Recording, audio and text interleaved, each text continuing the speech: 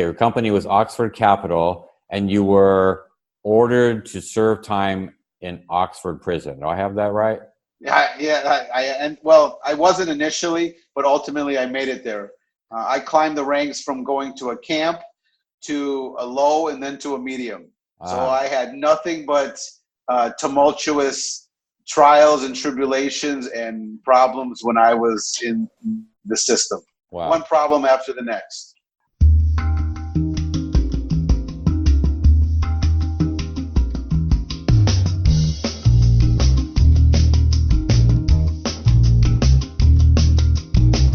Welcome to Edgetalkers. I'm your host, Todd Lennox. Taoist, Buddhist, Muslim, Jew, Christian, Hindu, chosen few, temple burning, atheism, burning man, paganism. Those are just a few of the topics we will be discussing and the people we will be hearing from on Edgetalkers. Dogs and rats, childbearing, those without, single, married, gangs and scouts. Thank you to Matt Venuti for graciously letting us use his song, The Rhythm of Life, for our intro and outro. You can download this song and check out the rest of his songs and albums at mattvenuti.com. That's MATTVENUTI. And indeed, in this rhythm of life, we are all in this together. We're all in this, the rhythm of life. Rhythm of life. The rhythm of life. Edgetalkers is about taking conversations to the edge with anyone. Bible thumpers, hardcore Trumpers, atheists, deists, and those in between us. Conversations at the edge of reason, the edge of comfort, the edge of purpose, the edge of reality. No subject is too out there or too fringy to discuss, but we will be concentrating on questions like, is our present way of life sustainable? And if so, for how long? Is Mother Earth a living being? How do you talk to Uncle Bob about global warming when he's wearing his MAGA cap to Thanksgiving dinner? And underlying all of our questions, as Charles Eisenstein puts it, what's it like to be you? All in this together. We're all in this together. All in this together. On Edgetalkers, we're trying to reach out to a diverse group of people and find out what it's like to be them. Dimitry Vishnevetsky himself presents a variety of stories. From Russian-born immigrant to wildly successful entrepreneur and financial wizard, Dimitry, or the Vish, tells his stories here of riches, the difficulty and opportunities of being an immigrant in America, and a tragic detour through the United States federal prison system. Now bootstrapping a media company with a soon-to-be published book, several animated Frankie the Fox videos, and a self-help pamphlet, the Vish is also a change agent for prison reform, based on his first-hand witnessing of the inequity of that system. We start off hearing about his parents and their decision to come to the United States from the USSR. Born in the former Soviet Union in a place called Minsk, which is now Belarus. I came to the United States when I was about 3 years old or so. So I grew up mostly here. I speak fluent Russian. I've been back there on several occasions. Came over with my parents. Yeah, and you grow up after 3 years old. Where did they move to? Well, initially, when they left, they spent a couple months in Italy before they ended up coming to the United States. And then we were in New York for, I think, I'm not exactly sure, a brief moment. And then they ended up settling in Milwaukee, Wisconsin. And you grew up speaking Russian in your home? I grew up speaking Russian in the home. I got a little bit of minor tutelage from my grandma. At some point, you got involved with the American system, went to school, according to your book, school wasn't all fun and games. You had some difficulty adjusting, or maybe you were teased a bit for your ethnicity. Tell me about your early days in school in America. Yeah, I mean, I grew up in a different world back then. It was like the James Bond pictures, and I think there's just lack of knowledge, not only then, but lack of knowledge today about any other cultures. And I think back then, it was the Cold War era. It was a time where people just from the movies, the Russians were always the bad guys. And, the stereotypes were always like, oh, yeah, it's, cold because it's Siberia, even though you can't really explain to anyone that nobody lives in Siberia. And actually, Minsk is warmer than Wisconsin. So, but, you know, that's lost on the stereotypes. It's the Russian bad guy, whatever, the and I guess some stereotypes do come from the truth, like the big babushka hat. Those were the old days. That's how it was. Yeah, that's pretty rich irony. Kid from Wisconsin talking about how cold it is in Russia. Right. That was part of what I dealt with.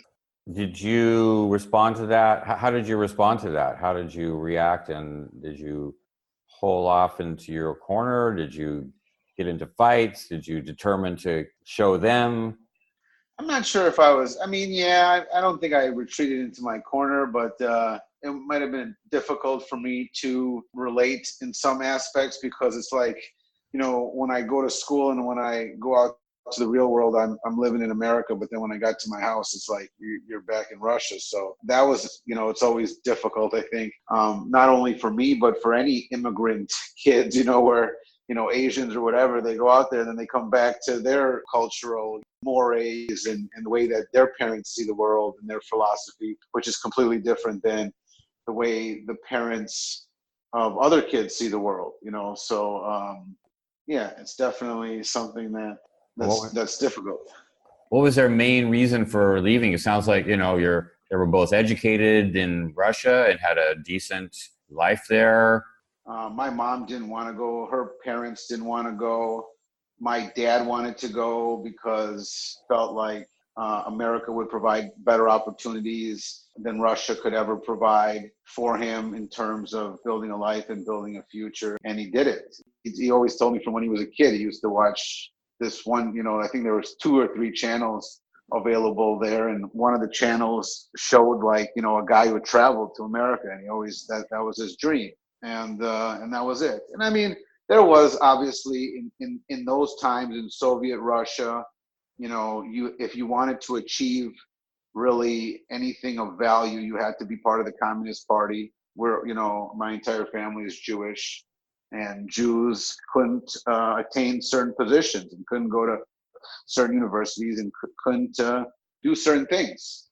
Not that there weren't Jews that rose to high positions, but those were guys that really, joined the Communist Party. And, ethically speaking, that's not something that my dad did, and very few people were accepted into that anyway, nonetheless. Not that like anything, not that it wasn't possible, but very unlikely. Like for example, his sister was I believe she was a journalist there, or, finished university to be a journalist, but no one would accept her into any job because she was Jewish. Simple as that. In communist Russia, it was different. A common laborer at the factory, depending on what he did, could make $300 a month, and a doctor would make $100 a month. So it was like from what we understand in America, that's a backward system, right? How does an educated person like a doctor make $100 a month? Versus a guy who works at a factory makes $300 a month. But that was communism. That was Leninist, for the people. And of course, like anything, you have to remember that's where the barter system comes in, because obviously a good doctor, people need a good doctor. So a good doctor in Russia would still live well, not because he got money, but because if you wanted to see the doctor, everyone brought him the best shoes, clothes, the best, it's kind of like that was the bribe, you know what I mean? It was the doctor still lived well, not because he was compensated in money, but because he was compensated in goods, which effectively is money anyway, because what do you do with the money? You buy goods. The head of the shoe store would bring in the finest shoes. The head of the food place would bring in the finest meats. The head of the furniture place would bring him the finest, furniture. As you say, of course, doctor, will you see me? Will you do this? Will you do that? And, and the doctors and people of, education, prominence, and whatever, would say, of course. It was a system where in Russia, just because you had a lot of money, that actually didn't mean you could attain anything. You had to have clout, and you had to have power, because that power gave you things. Because just if you had money, you have to remember it's not a capitalist system. So if I walk in to the shoe store and I got 1,000 rubles back in the day and say, "Can I get those shoes?" You know what the clerk at the shoe store is going to say to me? "No, they're sold. They're sold, or they're not available, because those shoes are reserved for something else." She's going to do something with those shoes because she knows that those 1,000 rubles don't mean anything. A kind of status economy or a bartering economy alongside. It's a barter. Of course, it's a totally barter economy, because she doesn't have any incentive to sell those shoes for $1,000, because that money doesn't go into her pocket. It's all owned by the government. Wow. So what's the incentive? It's kind of like, for example, you walk into a restaurant in communist Russia, and the entire restaurant is empty, and you say, "Can I get a table?" They go, "We're busy." So you gotta bribe the guy by giving him something, either some money or whatever. They say, "Oh yeah, of course, sit down," because what incentive does he have to work when he knows he's going to make 50 rubles a day, whether he sits there or he serves you? So why would he serve you? What kind of an idiot would serve you? My parents were the last people to be able to leave Russia. After that, they closed the doors, so no one could leave Russia after that. They were like the last people.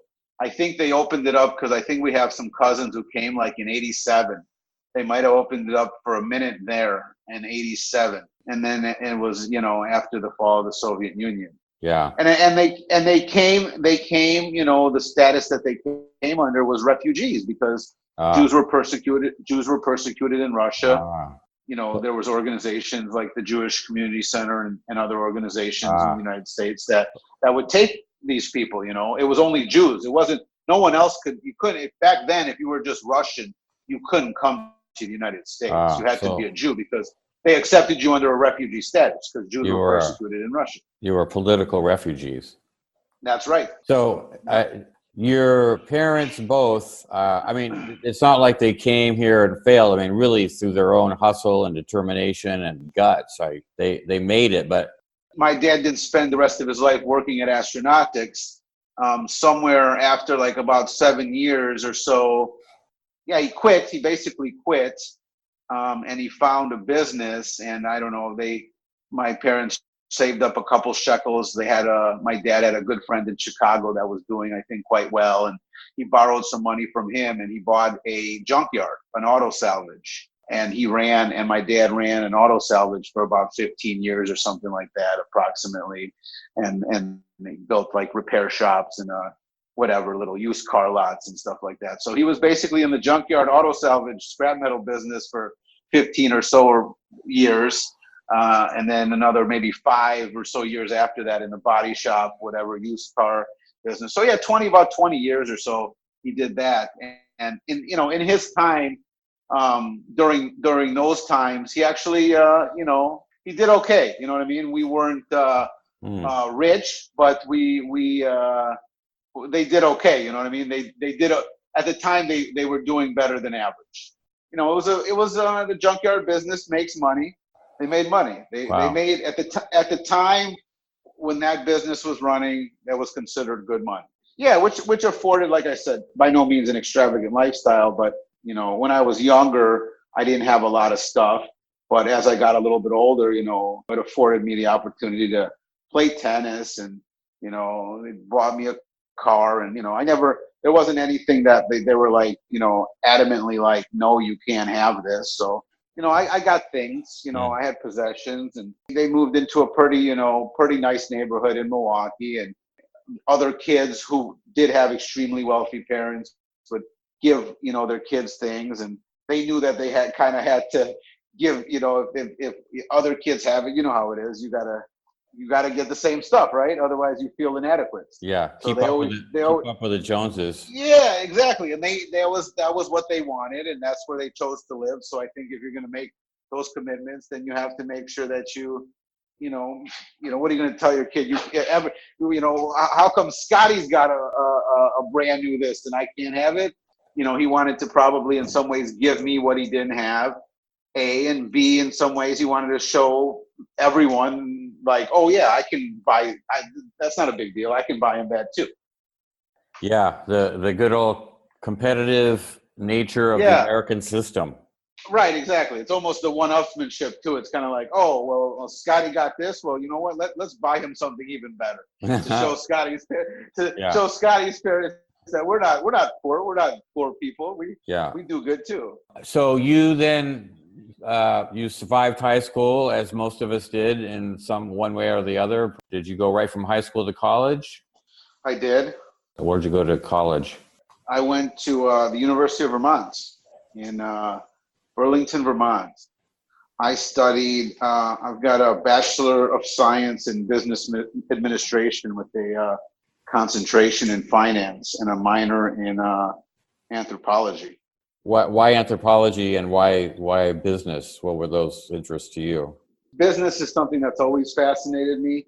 The markets is something, the capital markets is something that I started studying probably when I was 14, 15 years old. Really? And I actually started trading when I was 17 years old. Right when everything went online, I was probably one of the first people to have an Ameritrade E-Trade account. I mean, literally when they went online, I opened one up and, I had a couple grand and I did my research and, I knew all the Yahoos and the Exoduses and InfoSeeks and CMGIs and companies that I got a list of probably 500 companies that very few of them still exist today. The AOLs, everything was a high flyer back then. Yeah, .com.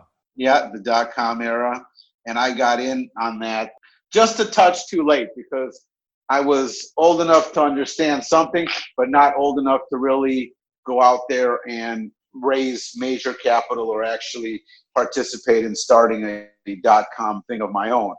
But nonetheless, I traded all through high school and then college. And that's actually when my parents got into the marketplace a bit too, because I ended up building it up to like maybe a $10,000 account, which I think I might have taken it to $240,000 at one point. Parents are like, hey, there's no way. I can't believe this. That's real money. That was real money back then. Yeah. This is magic. Yeah, exactly. And it was 240 grand, and 240 grand for a kid who's 18 years old, 19 years old, 20 years old is a lot of money. And I was in control of the money, as opposed to even having wealthy friends or being obviously even going to the East Coast. I mean, obviously I was with kids who's had a lot of inheritance or people who parents were extremely wealthy, hundreds of millions of dollars, and they were probably going to inherit at some point hundreds of millions of dollars. But nonetheless, I was able to do more than they were because I didn't have to ask anybody to access money, or I wasn't held on a leash because this was my money. So that's always nice, being able, just because someone's like I've told a lot of investors or a lot of people, just because you're rich doesn't mean you're capable of doing something, because you might not have access to that money. So, that's as good as being broke. So what? I've got $1 billion in Kuala Lumpur doesn't mean anything because I've got no access to it. So who's paying for dinner? Who's paying? Bottom line is, are you buying dinner or not? Because if you can't pay for dinner, you got nothing. It doesn't really matter what you could have in 10 years. They did very well. My mom did really well because she took my recommendations at first. And my dad didn't know anything about the market and didn't want to know anything about the market. He just let her do whatever. And ultimately, before the crash in 2001, I told her, I said, listen, you're basically made 4 times your money. I go, when the guy who's shining my shoes is giving me advice, I go, it's over. I go, this is, you've done really well. You liquidate everything. It's ridiculous.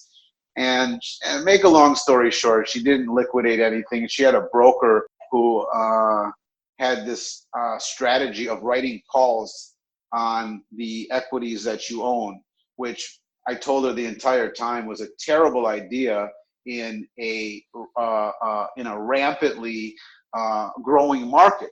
Doesn't make any sense because you're limiting your upside potential. I mean, writing calls against the assets you have is a decent strategy in a stagnant market, or in maybe even normal times, because most of the times markets are, just treading water. So you're reducing your cost basis. But if things are appreciating at astronomical rates, that's a terrible idea, because you might make a small profit, but you're leaving money everything on the table. A, she did that. B, she started to write puts, which those are uncovered, meaning if you're writing puts, you also collect premium. I don't know how much you understand about calls and puts. I don't know anything about any of that. So maybe you could start by explaining writing calls on your equity. Yeah. So writing a call on your equity is like, let's say, for example, I own IBM at $80 a share, and I write an $85 call, meaning I'm selling that call to somebody else at $85, which gives them the right to buy IBM from me at $85. And for that right, they'll pay me $2, which is a premium. So effectively, instead of me buying IBM at $80, I bought IBM at $78. So between $78 and $85, my profit potential is $7. That's what it is if I'm called out.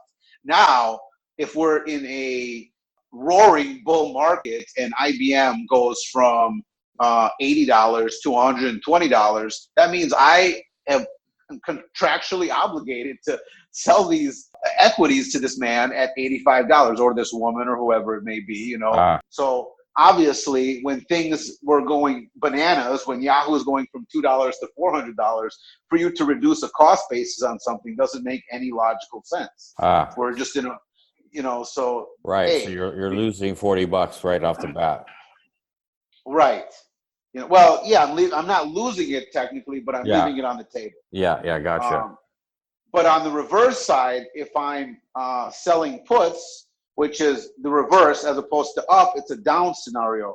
If I'm selling puts and I bought, it's once again, it's an insurance policy, but buying a put would be an insurance policy. Selling a put is a way to collect premium again if you think the market's going up, right? If the market's going up, and once again, I'll give you the same scenario. I buy IBM at $80 and I sell a put at $75, which means the person on the other end is ultimately has a different view of the marketplace, or he's buying insurance in case IBM falls below $75.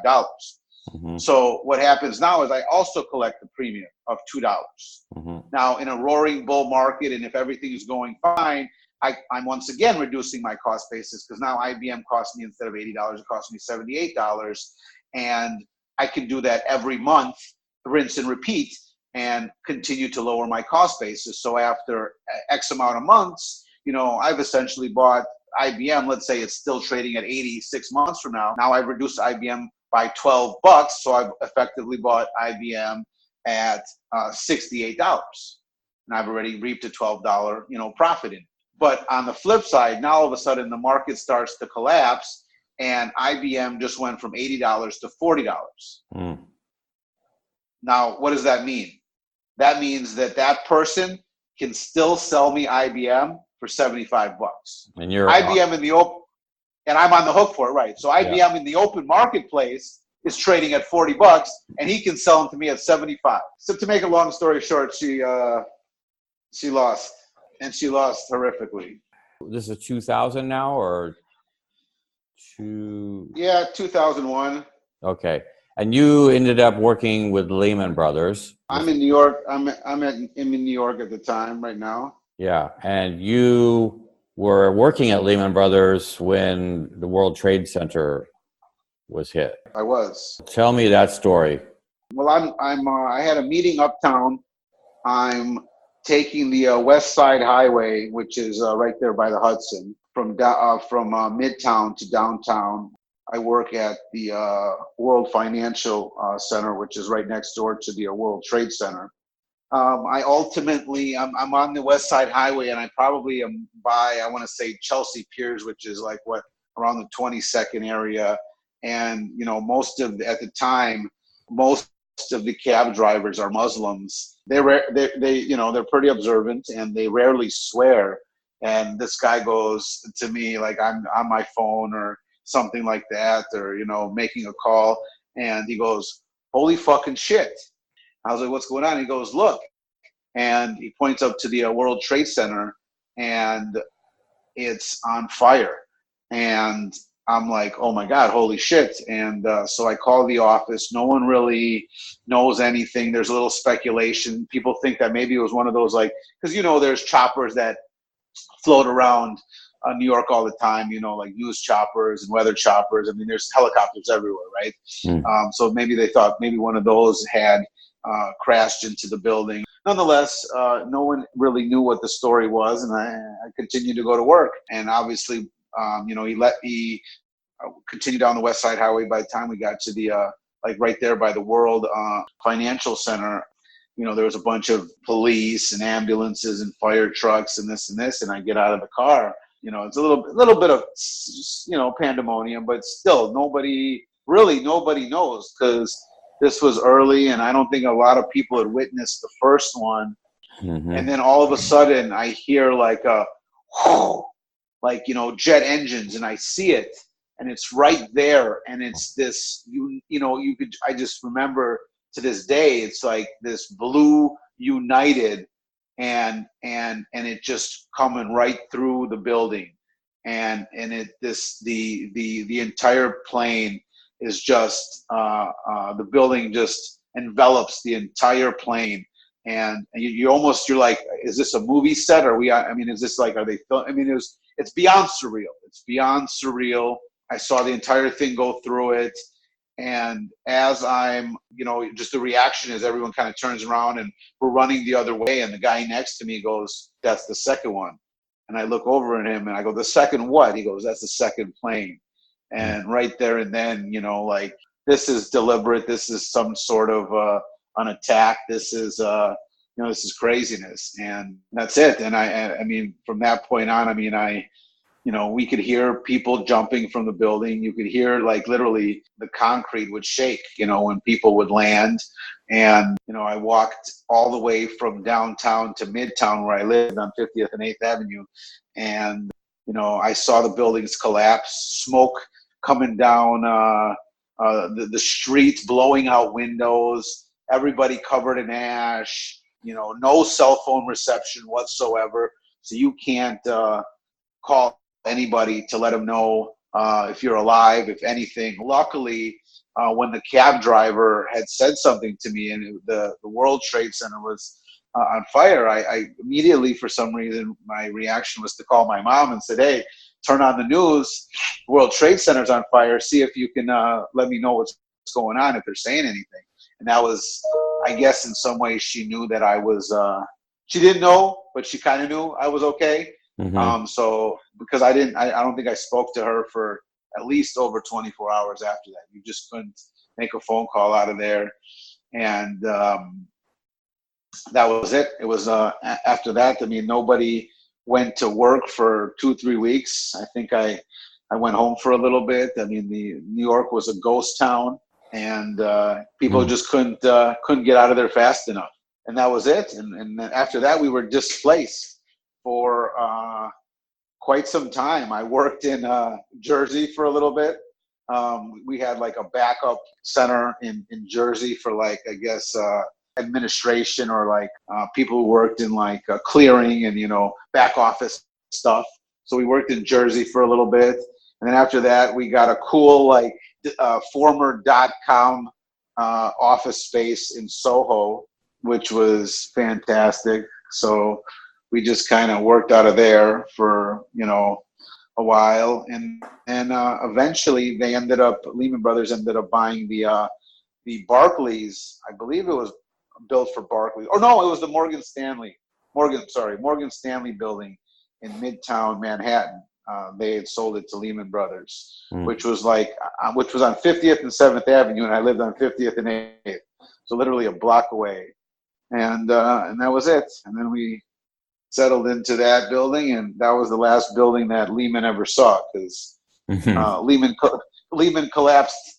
Lehman never went to another building after that. Lehman's collapsed after that, and that was it.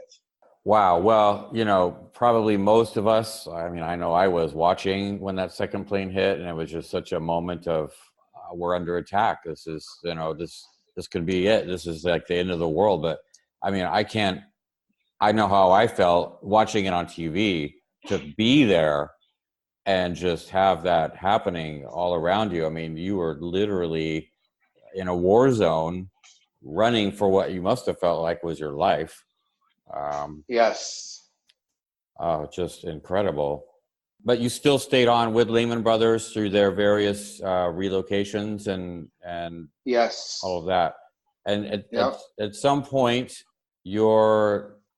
and I say this with a grain of salt because of what happened in 2008, but with the, legitimate, there's a sort of legitimate working with the market, which I don't consider all that legitimate in a lot of ways, but I'm not going to bring my own economic, political beliefs into this I conversation mean, too much.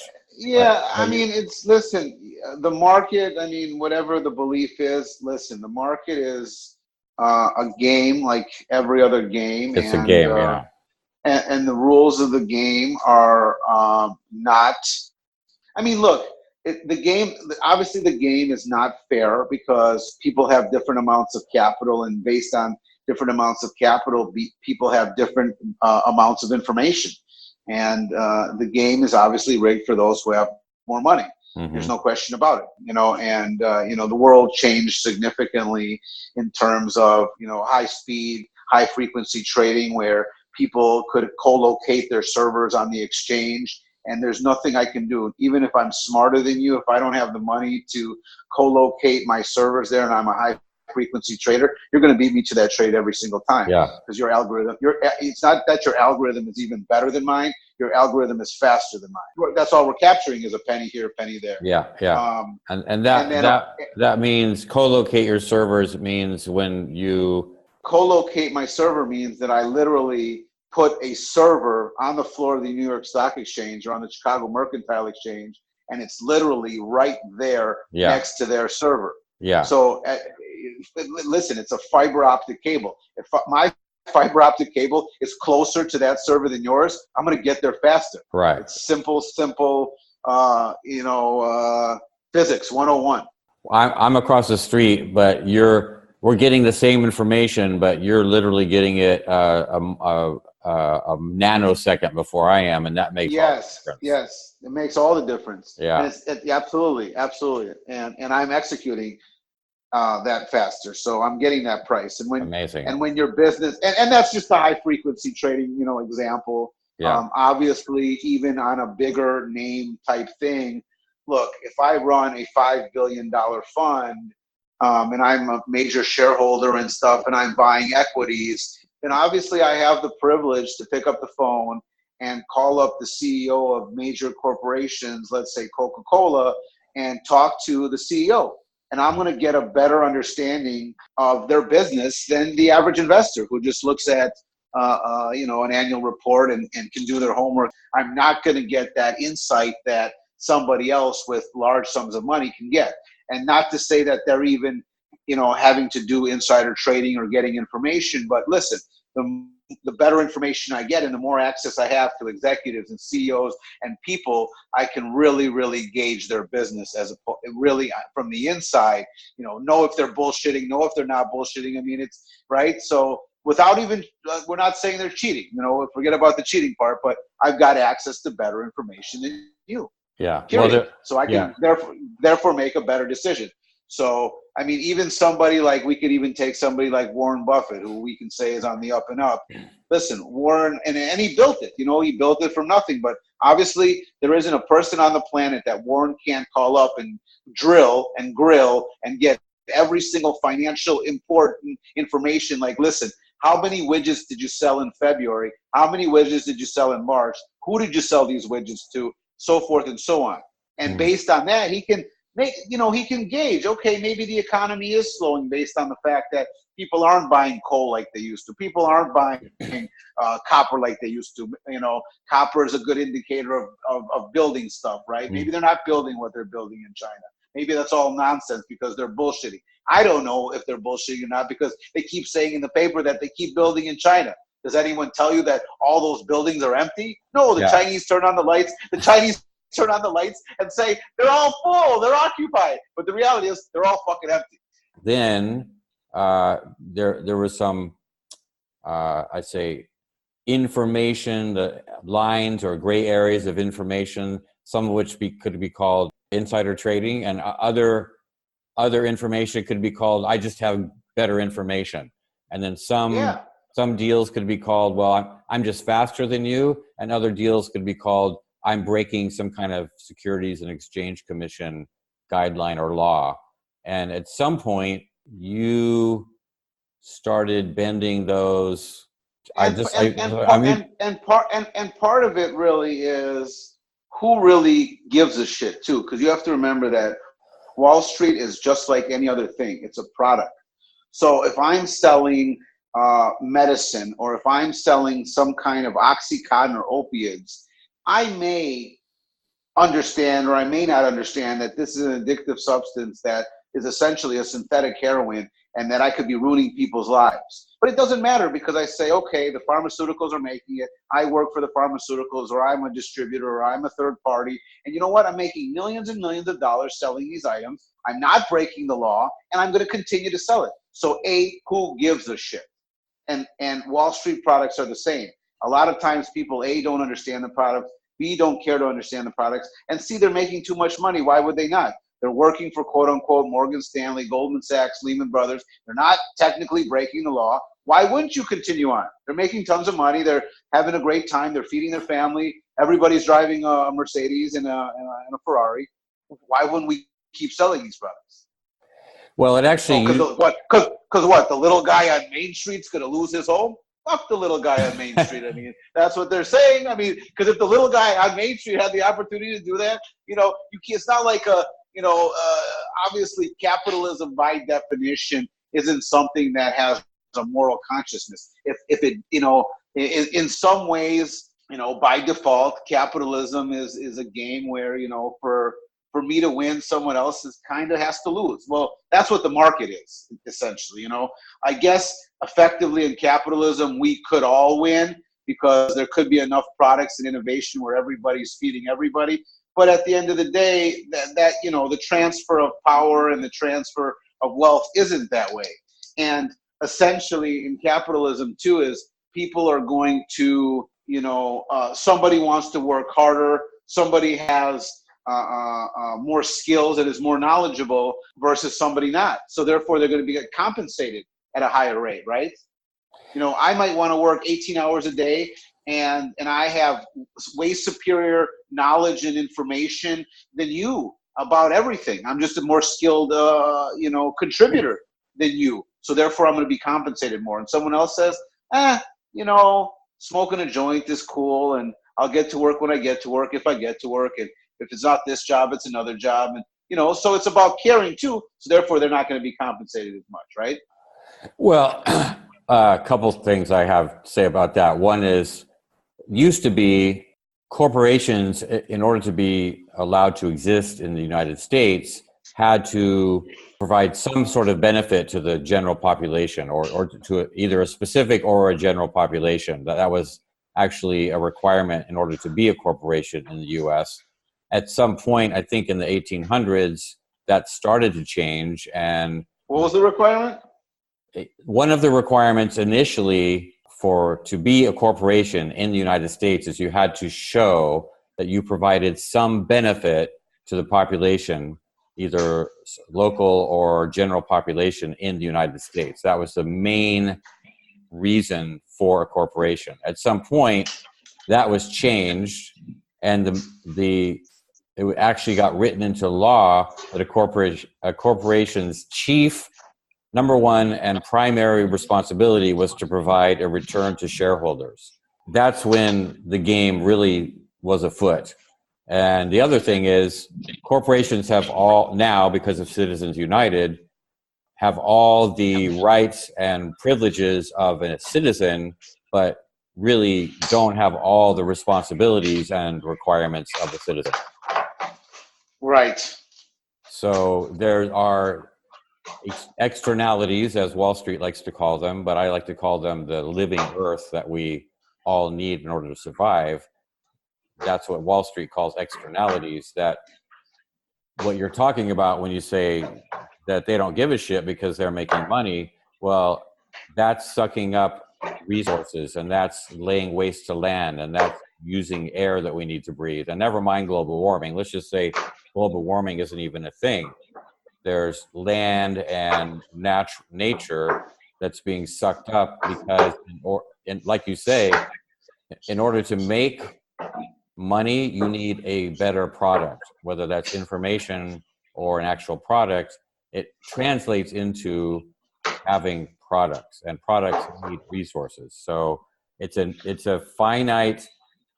infinite game in a finite system, and that cannot last. Yeah, and I mean, and there's some functions of Wall Street that, like trading, for example, I suppose one could argue that there is no practical purpose because all we're doing is transferring money. I mean, there's really no quote unquote, well, I mean, there is wealth creation, but it's like a fake wealth creation. And it's a zero-sum game because, for me to win, someone else has to lose. Yeah, exactly. So money is just transferring hands. But at the same time, the fact that there are capital markets and the fact that there is resources has led to the development of civilization. So the great innovations that we have in life, whether it be products for medicine, products for social media, your toaster and your refrigerator being a smart TV and a phone and ease of life, at some point or another, somebody probably went to the capital markets to get financing and to build these things. Vegas was built on junk bonds. A lot of companies were built on junk bonds. Michael Milken created junk bonds, they're called high yield bonds now, but at the same time, he created a financing method where small corporations or corporations that weren't Coca-Cola or Ford or General Motors or GE could go out there and get financing at somewhat of a decent rate, higher than what they would get, but nonetheless they would get no money otherwise. And that led to a lot of great innovations. The Teslas of this world and everything else wouldn't exist if it wasn't for the capital markets. So there is a function to some extent. Yeah, it's what happens after. Yeah, and right. So it's what happens afterwards, and what happens, for every good product, there's also money that's just packaged and put in the crapshoot, just like the mortgage-backed securities. Now, you can't just blame Wall Street for the mortgage-backed securities. I mean, you got to blame the mortgage brokers because they were making money hand over fist. They didn't give a shit. No docs, no money, no nothing, no name, no pulse. Sure, you can have a $500,000 house. Yeah. Here you could have a $2 million house. Oh yeah. And then obviously when this stuff went to Wall Street, there was very few people in this world that actually took the time to say, "Oh, this is all crap." They're just packaging. They're just packaging. You have to remember, it's like a bookie, right? They're just packaging that risk. Oh yeah. And selling that off and selling that off to investors for a commission. Yeah. You know what I mean? They're not sitting there and some of the stuff that they didn't even understand or they thought was good, they actually said, "Oh, you know what? Well, we'll take a piece of a real estate portfolio that totally has an inflated value, and we'll put it in our balance sheet, and it looks like we're making more money. So we'll actually take possession of some of these assets ourselves, not realizing that they were being duped." You know what I mean? Yeah. Lehman or whoever. Do you know how much real estate they were buying up at exorbitant prices that they were marking, at crazy valuations? Here, we own a building in Midtown, or we own this building, it's worth $1 billion. When in reality, that building might be worth $300 million. Yeah. So when and at the time, nobody's questioning those marks. Nobody's questioning those marks because we live in an irrational world where, yeah, sure, your house on you're from California, man. You know California, right? Yeah. California is out of control. I mean, I don't even know what a house on the ocean in San Diego is anymore. But Yeah. a little ranch house that's probably 3,000 square feet on the ocean in San Diego. Yeah. Granted, they're not making any more oceanfront property, whatever. But that's probably a $6, $7, $8 million house. Oh, easily. Easy, Yeah. a ranch house that Yeah. in Wisconsin might fetch you $300,000 at best. Now, granted, they're not making any more ocean in San Diego, but nonetheless, and in Cali and other places, New York, Cali, those prices were much more extreme than they were in Kansas City. Yeah, it's out of control. Yeah, I remember back in those mortgage broker days, I was running a restaurant in Southern California at the time, and I was losing bartenders and waiters, and I'd say, well, how come you're leaving? They say, oh, I'm going to be a mortgage broker. I mean, everybody and their sister was becoming a mortgage broker. I actually bought a house at that time. Turned out to be a pretty good deal for me because I'm telling you, I did not qualify to buy a house. And the people buying houses also share culpability because I knew I really had no business buying a house, but it was almost like, I mean, this mortgage broker, a friend of a friend. Oh, this guy's good. Trust this guy. Comes to meet me in the restaurant. He's got a briefcase full of files. Each file is another, package of mortgage documents. And he's just going meeting after meeting after meeting after meeting, selling these loans. And I had no idea what I was signing. Signed it, got it. Here's my house. Boom. Unbelievable. Right. They were giving it away. You didn't know what you were signing, but at the same time, you didn't care, did you? No. I was like, wow, this is great. Free money. This is awesome. Oh, yeah, I can afford this. Right. Here's the thing that we can say is the reason that the culpability lies upon Wall Street is just like the culpability lies on the doctor for misdiagnosing or not performing a proper surgery or whatever the case may be, is because, quote unquote, the people on Wall Street should have known better, right? Because they're the professionals. Right. So that's why the buck stopped. You guys are technically the professionals. You guys are the guys that are supposed to be overseeing the financial markets and all of this. And you guys should have said something or brought it to light. So that's why, of course, you bear the burden, right? Risk with the reward. If you're making the big bucks, then you should know. Well, A, they didn't know, and B, they didn't care. The few that knew didn't care. Yeah, and I would say I'd say that's true. And but what we shared, the buyers, the Wall Street people, the mortgage brokers, what we all shared was a certain kind of giddy greed that came with this kind of illusion of abundance that was based on an over-consumptive culture that was kind of built on a ground of scarcity. Like, there's not going to be enough. I better get mine while there is mine to get. There was no conscious thought of scarcity, but I think that's kind of what lies underneath all of our greed, if there is such a thing as greed, is this drive that I don't have enough now as things are. I am not enough now as things are. I need to get more. That's what drives greed. And it drove all of us at the time to the point of, the collapse in 2008, which should have been a huge wake-up call. And it was a huge wake-up call, but I don't think we took the lessons from that crash that we could have taken. And now we're kind of back at it again. But I want to get back to your story, because at that time, you at least were started to come under some investigation for some of the things that you were doing. And, you were playing the game, and at some point, the rules of the game got a little fuzzy, I guess I would say. And tell us that story. I mean, I wasn't really coming under investigation in 2008. I didn't really come under investigation until the end of 2011.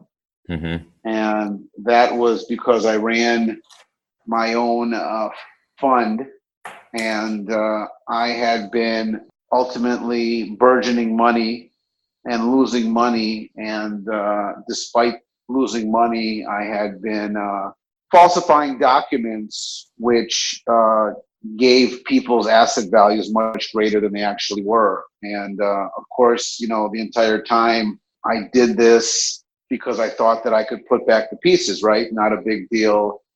Everything will be fine, and everyone will be whole, and I'll get everyone their money back, and everything will be, continue on as it was and as it should be. And ultimately, that wasn't the case. And I ended up creating a product called LIBOR adjusted notes, which were bonds, and I sold millions and millions of dollars worth of LIBOR adjusted notes, a bond that I completely concocted. LIBOR, what does that stand for? What does that mean? LIBOR is the London Interbank Offered Rate, and that's ultimately like an interest rate. So I would give people a fixed rate of, let's say, 9-10% plus LIBOR, which was a fixed rate of interest rates. Interest rates at the time were, rock bottom, so they could only go up. So it was a good juicer, a good kicker, right? So if interest rates start to rise, you're getting the 9-10% plus an additional maybe 2 or 3% on top of it, which is a hefty return. And I created all types of vehicles that we used to use at Lehman Brothers called special purpose vehicles and things of that nature, structures which can guarantee principal, so forth and so on. And ultimately that wasn't true. And I used CIBC World Markets as an underwriter with me on the bond, which they never were. In fact, when the feds called the head of CIBC Capital Markets and asked them if they had issued the LIBOR adjusted notes, and they gave him the CUSIP numbers, the head of the capital markets goes, "I'm not exactly sure, but it sounds like something we would do. Let me check." so he had he had no clue. And he goes, "It sounds like something that we did." He goes, "Let me check for you." That's funny. That's hysterical. When they told me that story, I had to laugh too. They were good. They passed the test, and people wanted them, and they wanted more because initially I used that capital to trade more and try to recoup the losses. As a wise man once told me, you'll never dig yourself out of a hole until you put down a shovel, and I never put down that shovel. So I kept digging the whole time. I kept digging, thinking I could make things whole. And I didn't. And, at some point in time too, I knew that it would be damn near impossible to do it. And I was running out of time. And, at that point, office, lifestyle, everything else, I ended up misappropriating some of those funds as well. It was kind of like when the clock's running out, you're like, there's no way I'm going to put back the pieces. So screw it. So you realized at some point, like this is not going to, I can't make all these investors whole.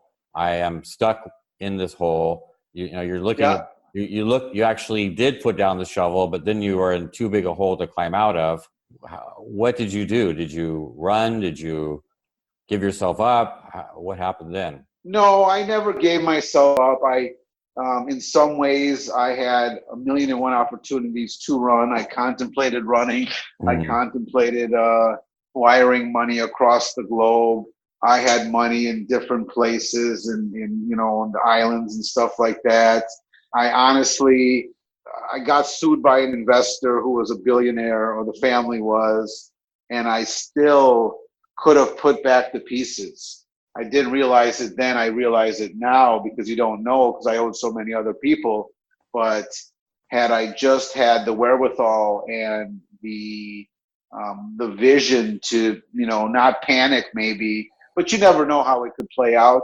I think that I could have, in some ways I could have paid them back with their own money at a fraction of the dollar. It's kind of like a collection agency, right? So, they definitely weren't going to recoup what they had invested, but I could have maybe just got out of it on 10 cents on the dollar, and certainly not ended up in federal prison. That's for sure.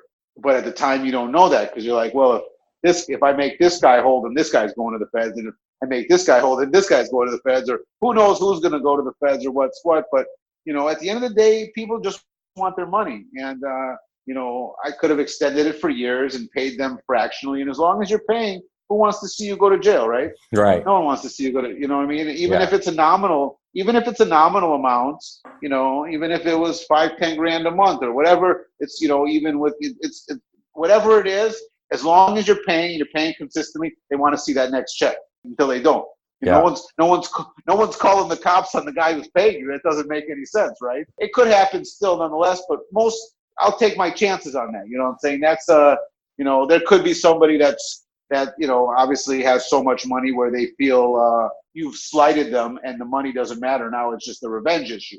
I'm going to get you anyway. So it can play out anyway. It's not a certainty, but I'm going to say more than 9 times out of 10 that if you're paying somebody, no matter what they're worth or no matter how much money they have or no matter what else, then there's some vindication in knowing that he's paying me still. And if I send him to jail, I can't get my money. So I can't get my money, exactly. Yeah, so it can't, but that's it. But you didn't do that. You ended up in court, and I ended up in a court, and I ended up in civil court initially, and you know, I ended up taking care of some issues with some other investors, and some other investors kind of, I learned through the process, just didn't give a shit because at the end of the day, they were going to be, you know, major people who have high net worth, you know, have other investments, and it was a loss. So what? It was a loss, and they'll write it off and against the gain. It's simple as that. I mean, it's not the end of the world. It is only money. You know what I mean?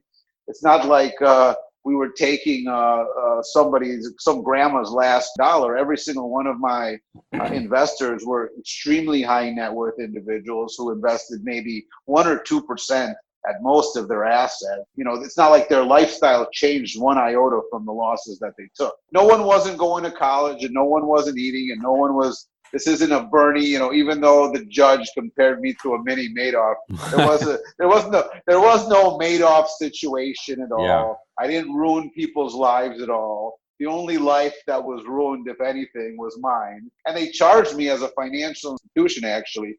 And I said, well, how could you possibly charge me as a financial institution? And they said, well, you jeopardize the safety and soundness of a financial institution. I go, which institution was that? And they said, my own. So I go, the fact that I became insolvent, I jeopardized the safety and soundness of my own institution. I go, how does that even make logical sense? I go, you're telling me when they wrote this goddamn law, you're telling me that it was intended for a guy who runs an investment firm, a small investment firm, or was this invested or written for Enron or JP Morgan Chase or Wells Fargo? This isn't written for the little guy. I didn't jeopardize anybody's safety and soundness except my own. I'm the one who's insolvent. You were in civil court because some investors were, you know, trying to get some money back or some part or all of their money back. And then did the feds become alerted by, how did they get in on this? The feds got in because ultimately the investor, we didn't come through with the payments as he wanted, in the timely fashion that he wanted.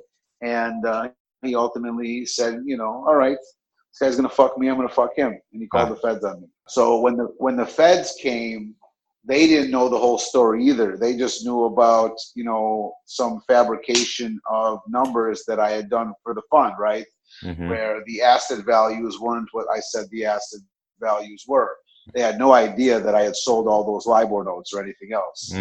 And so as they dug and uncovered stuff, they realized that they thought it was a small little cancer where it turned into melanoma. And they uncovered much more than they anticipated. Did they approach you while you were having this civil court, or was it afterwards that the Fed started investigating? It was afterwards. Yeah. It was. So at some point you said you're contemplating, you know, moving some money somewhere and just taking off. But absolutely. But you didn't. I didn't. To the last day, I thought that. Yeah, and what do you think kept you from doing that, or was it just circumstances, or was it a conscious decision on your part? I don't know. I think that part of it was maybe part of it was love. I think a part of it was uncertainty. I think a part of it was not knowing exactly why run. What are the consequences? You know what I'm saying? Mm-hmm. You know, if I knew for certain that they were going to give me 72 months, then that might have been a much easier decision than versus maybe I would have gotten 2.5, 3 years. Mm-hmm. And with, mitigating circumstances in this, you do a year maybe. So who's going to run for a year? Why run for a year? Mm-hmm. Doesn't make any logical sense, right? Because once you run, it changes the trajectory of life forever. Even though you might be free, you're not kind of free, because now you're a cautious free. You're a prisoner in a different world, right? Mm-hmm. Even if it's kind of like living in a glass or in a golden cage. So, okay, I moved to Rio de Janeiro, and I've got money, and I build myself a beautiful house. If you want to stay free, then you have to be super paranoid. Yeah. So now I've got to take, but you can take a lot of steps and measures. You could have married a Brazilian girl, got Brazilian citizenship. You could have taken steps to become a legitimate different person. Mm-hmm. But you're still very cautious. It's tricky stuff. Do I believe for a minute that the feds would have come down to Rio de Janeiro to scoop me up? Mm-hmm. No, nonsense. Mm-hmm. Who the fuck am I? Some mass murderer or some dangerous criminal or somebody that's, you know what I mean? No. At the end of the day, it was a financial crime, and they would have let it be. I'm not Bernie Madoff with billions of dollars, and it's like, just you gotta show the world we're getting it. They arrested you and took you into custody right away, or was it more like? No, they never actually took me into custody. Mm-hmm. Even prior to my custody, I never went into custody actually until the day I turned myself in, because finally, when I got indicted, the way I found out I got indicted, I knew that it was coming, mm-hmm. but the way I found out I got indicted was a phone call from the Chicago Tribune. And they asked me, about all of these things. And did you do this? Did you do that? Did you do this? And I gave them an answer like, what's his name did in The Godfather? Who? Him? I was in the molasses business with them a long time ago. I don't know. Who? Corleone this? They said he did this. He said he did that. I said, sure, why not? Anyway, I gave I gave them they told me this and that, and I said I categorically deny everything. And then I knew that once it hit the AP press and it's on the news and it's on the web. Probably lawyered up. And did you plead guilty or not guilty, or how did you plead? No, you always plead not guilty. Yeah. And I pled not guilty. And actually, the lawyer I used, I should have never used. He's actually a judge now, but I knew it. I should have never used him. But anyway, Why I should have gone with the. I don't know. He was highly recommended, and then people, he had done he had some big cases back in the day, some drug cases or whatever, and built a name for himself. But it's like, yeah, the guy used to be a star back in the 80s, and he's still living off that, and that's what it is. I think he just had a name, and that doesn't mean anything. So he was completely useless. He did me more harm than good.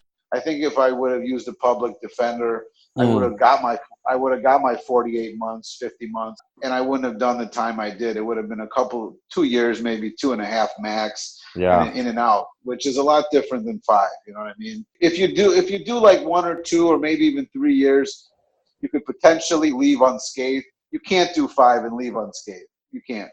I want to get into a little bit of the prison time, but the trial. Was there ever a point, from the get-go, did you know you were going to get some sentencing of some time in prison, or was there any hope? Oh, no question. No question. There was no hope. So it was always just a matter of how severe it would be. Exactly. It was everything was about mitigation, because there's no way, even though the government fabricated a bunch of garbage on me, and, it doesn't matter. I don't know how many counts I had. I believe I had 9 counts. And it doesn't matter if you're not guilty on 8 of those counts, but you're guilty on 1 count, you're guilty. And I knew that I had done, that I, at the very least, I had created, the LIBOR notes, which was a fabrication. And then I had falsified account statements, which is fraud. So it's simple as that. It's basic, but it's simple as that. So I knew all the other nonsense that they concocted and put in there was garbage. And of course, they can lie all day. You can't say a word, but I couldn't go to trial. There was no way I could go to trial because I couldn't get acquitted on the few things that I did. As simple as that. I remember actually initially this same lawyer that I ended up hiring, and I went to a bunch of lawyers in Chicago preemptively because I knew that this is how it was going to play out, right? These are the scenarios. This is the chess game, right? Either this is the end game, and I've got to make a decision. Do I run? Do I go here? Do I do this? What do I do? Because this is the end game. Whether it's tomorrow, next week, 2 months, 7 months, I already see the future. You know what I'm saying? There's no way out of it. There's no way out. And I knew that at that point I was in such deep water that, to be honest, I mean, once you've done what you've done and once you've concocted things and you haven't paid people on a timely basis, it didn't matter at that point whether I paid them back or not. It was done. It was over. The cat was out of the bag. So even if I had paid them the money that I owed, I was still getting jail time. The time for the payment was then, and now the payment, even if I had come up with the money tomorrow, I knew for a fact I was going to get jail time. So why pay? You know, it's kind of like if you're gonna fuck me with the jail time, you know, why would you pay? You want my money or you want my life? You can't have both. In the United States, they want both. They want your money and they want your life. Yeah. And what was the judge like? Oh, it's terrible. Wanted to give you the maximum no matter what. Is that kind of the attitude? I mean, absolutely. They hit me with a finance, sentencing goes by points. The point system was like this. Depending on how many points you acquire, say 25 points, it gives you a guideline range of X amount of months for X amount of months. And that's how they give your sentence. And they can, of course, go over, they can go under, they can go in the middle, but that gives them a range to work with.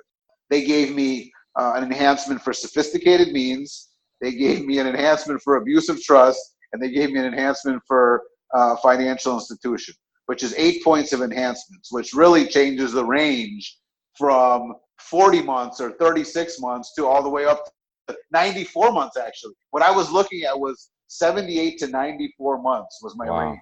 Wow. Yeah, so it could have been almost, well, I guess what's 94 months? That's 8 years almost. So that was my maximum was 8 years, and my minimum actually was 78. So when he gave me the sentence, he said he easily could have given me 10 and this and that, and gave the speech and whatever. So they enhanced me, and then when he said 72 months, he went like underneath the guideline range. So it's like he did me a favor, right? I'll give you 72, right? So they enhanced the shit out of me with the financial institution thing, which is just absurdity. And I argued that one actually all the way to the Supreme Court, even though there was somebody, the Seventh Circuit, set precedent on that. Somebody had won that case that it was an abusive trust issue where anybody who's a fiduciary, which is me, which is somebody who's in charge of money, and abusive trust and financial institution, it's really redundancy, double counting. Anyone who's anybody who's in that position is by default a fiduciary. So either charge me with financial institution or abusive trust. You're double counting now. You're giving me the extra enhancement, and he won. And my argument was that totally drops my guideline range to like 56 months, whatever. I was just trying to get, and that's a big deal, of course, that changed everything. And I took it all the way to the Supreme Court. And even though the Seventh Circuit, which is where I was in Chicago, set precedent on it, they still said, screw you. If you want to know something about justice, liberty, and freedom, those are just words. That's a fabrication. Yeah, those are a ploy to keep the masses at bay. Once you get into the grips of the bureaucracy and the government, and really the United States is one of the worst in the world. We play like we're not, and there is this uncorruptibility. I'd rather deal with the corruptibility. At least you know where you stand. Here it's all backdoor. And the people, of course, in the prison environment are like just the worst of the worst. None of these people have any idea. Not Michael Cohen, not Roger Stone, not Benjamin Brofman, not these lawyers. They have no fucking clue what it is on the inside till they get on the inside. Yeah, well, just even statistically speaking, we are an unjust culture and society. And anecdotally, you mentioned before making money on OxyContin, oxycodone. You don't care who's getting screwed over on those transactions and people are dying from it. But are you seeing, in jail and in prison, you're not seeing Purdue, the family that makes OxyContin, the chief supplier of the worst drug in America. You're seeing the people just trying to survive on a day-to-day basis, by selling drugs so they can either support their habit or just have some kind of life because there's no other economic viability in their life. And it's if you want to see the justice, don't go into the justice system. Oh no, it's all a farce. You'll meet the worst people in the world. I think Jacqueline Kennedy said, if you want to see the worst human beings on planet Earth, park your car in front of a prison during a shift change. It's the worst. And I'll tell you a story right before it too. It's interesting though. Once preemptively, when I went to all the lawyers and I told them about the LIBOR notes that I created this bond, and the feds are coming and this and this and this, and they go, well, have the feds come? No. Have they contacted you? No. But I know they're going to. They're like, well, don't worry about it. You know what I mean? They haven't contacted you, and then we talked about and here is the thing too is, you can, like you said, you can proffer and go to the feds and kind of tell them what you did in the story, and that could have been some leniency because it saves them, I guess, quote unquote, some trouble or whatever the case may be. So there was, talk of that potentially, but then of course that's a form of insanity too, to turn yourself in. Who knows what could happen? How could you just turn yourself in blatantly, right? But the funniest thing about all my meetings with all the lawyers after they hear the story and this, they said, well, that's very interesting. What? How did you created what? You created a bond? Tell me more about this bond. How do you create a bond? They all wanted to know about the bond. They go, what do you mean? You just make, tell me, how do you create a bond? What is this bond? Tell us about the bond. Their number one focus was on the bond. They loved it. They go, there's LIBOR adjusted notes. So wait, they go, wait, so you created a bond? Yeah. How do you create a bond? They want some free instruction. Yeah. That's so funny. It was pretty funny. So at the end of the trial, with all the back and forth and adjusting the points, and even after you went to the Supreme Court with what sounds like a pretty good case, you were given you were sentenced to how much time?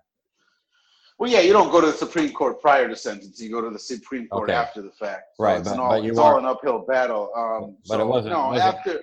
I think initially they charged me as a commodity pool operator, which I wasn't because I was never registered with the NFA, which is the National Futures Association, or the CFTC, which is the Commodity Trading Futures Commission, which also got in on the sham and fined me millions of dollars and so forth and so on, simultaneously with the FBI, because prior to that, they had no fucking idea about anything, never contacted me in my life. So they charged me with that, and I said, well, I categorically deny that because I was never registered for that. I never had to be registered for that because I was exempt based on the amount of investors I had. So I said, we just can't just accept every enhancement that they say. It's insanity. Go do something, Jesus Christ. If they tell me I'm a giraffe, I'm a giraffe. It's like, I understand that I've made infractions, I've made poor decisions, I've done what I've done, but at this point we're adding more fuel to a fire that doesn't exist. So he went back there and he got him to drop. He came back and he goes, well, good news, we got him to drop the commodity pool operator. And then a day or two later, they come back and say, but no, he's a financial institution. And the commodity pool operator was a 2-point enhancement, and the financial institution was a 4-point enhancement. We won when we lost, which in time, nobody knows this because nobody understands this until you actually get involved in this. You can't fight these people. There is no fighting. There is no logic. There is no nothing. The best thing to do is pretty much, go with it, and that's probably your best result. Other than that, you can't win. Nobody wins. It's a 97.5% conviction ratio. You were sentenced to 72 months, is that right? 72 months. Yeah, and went straight off from court to prison, or No. got some time in there? They gave me 3 months. 3 months to turn myself in. Did you consider running at that point, or you were pretty much resigned? Of course. You did? No, of course. Yeah, of course. At that point was the worst point to run, but of course I still thought about it because who can really envision it anyway? It's not real until it's real. Yeah. And but that was the worst point. That was the worst point to run. You know when you run before the shit even hits the fan. right. Because now you have an explanation. You know, I had the benefit, not like a drug dealer or anybody else, where you're just caught up and you're caught and you're thrown in jail and there's no bail, there's no bond, and you're dead and it's over. I had the foresight in that perspective to see what could potentially happen when they came to my door, when they came to my offices. I already, I thought once again that I could negotiate my way out of it and maybe I wouldn't get indicted, but I knew that most likely I would get indicted.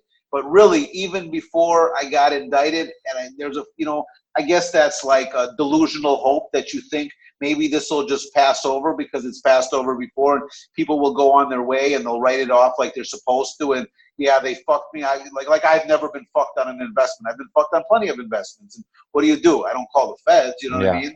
Yeah. So, but it became very personal and they did it anyway.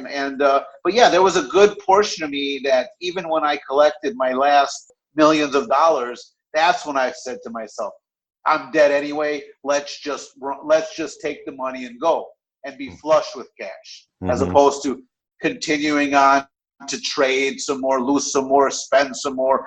You know what I'm saying? Why deplete assets? You have to make a conscious decision, and that's it. But they don't care about intent in the courts. When they brought in my trading records, there was $100 million worth of trades made. If I intended to steal the money, then I'd have $100 million. I'd have lavish boats in the whatever. And yeah, we've had some nice stuff and this and this and this, but I worked many years and this and this. And yeah, there was money misappropriated. But listen, if I wanted to steal the money, I could have stolen a lot of money. Yeah. Look at the trading accounts. Look at how much money went through these trading accounts trying to make people whole. And that was the thing about the lawyer. You know what the lawyer said to me in the end? He goes, if I was just Dimitry Vishnevetsky by myself, who had just taken this money and went out and bought a yacht, yeah, I probably would have gotten 36 to 40 months. But because it was Dimitry Vishnevetsky, Oxford Capital, as an investment firm, that's 10 times worse for them than me just stealing the money. Okay, your company was Oxford Capital, and you were ordered to serve time in Oxford prison. Do I have that right? I wasn't initially, but ultimately I made it there. I climbed the ranks from going to a camp to a low and then to a medium. So I had nothing but tumultuous trials and tribulations and problems when I was in the system. Wow. One problem after the next.